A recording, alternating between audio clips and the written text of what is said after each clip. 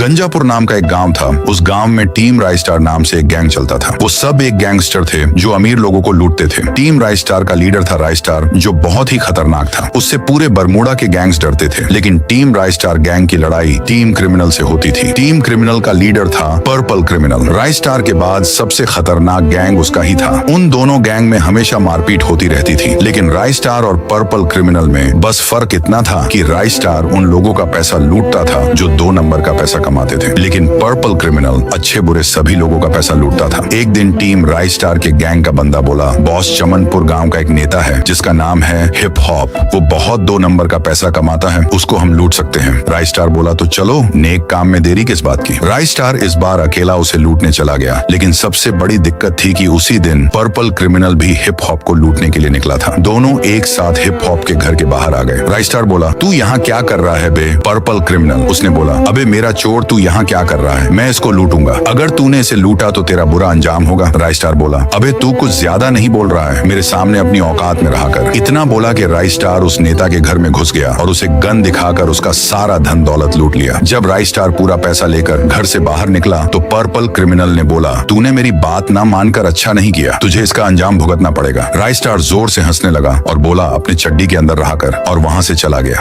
Purple criminal ने सोच लिया कि अब इससे बदला लेना ही पड़ेगा। अगले दिन राइस्टार की गैंग की नदी किनारे उसके ही आदमी की लाश दिखी। राइस्टार जोर से बोला, किसने ये हरकत की है उसको मैं छोड़ूंगा नहीं। टीम राइस्टार उस खूनी को खोजने लगी। तभी अचानक से नदी किनारे फिर से लाश मिली। धीरे धीरे करके 10 दिन के अंदर राइस्टार का पूरा गैंग खत्म हो गया। राइस्टार को समझ में नहीं आ रहा था कि ये सब कर कौन रहा है। तभी वहाँ पर्पल क्रिमिनल आया और बोला, क्या हुआ राइस्टार, कुछ बोल क्यों नहीं रहे हो? मैंने ही तुम्हारे सारे आदमियों को मरवाया था। मैंने बोला था कि मुझसे पंगा मत ले, लेकिन तू नहीं माना। राइस्टार ने बोला, अबे सूखे टट्टी, मुझे किसी गैंग की जरूरत नहीं, मैं अकेला ही तुम जैसा 50 पे भारी हूँ। पर्पल क्रिमिनल बोला, मैं तुझे पहले ही वार्निंग दे रहा हूँ, आज रात तक तेरा भी खेल खत्म हो जाएगा, इसलिए जितना हो सके उतना चुप कर रहा हूँ। अब पूरे बरमूडा पे सिर्फ मेरा दबदबा चलेगा। अब आगे क्या होगा, इस गैंग वॉर में किसकी जीत होगी, जानने के लिए सब्सक्राइब करके कमेंट में लिखो पार्ट 2।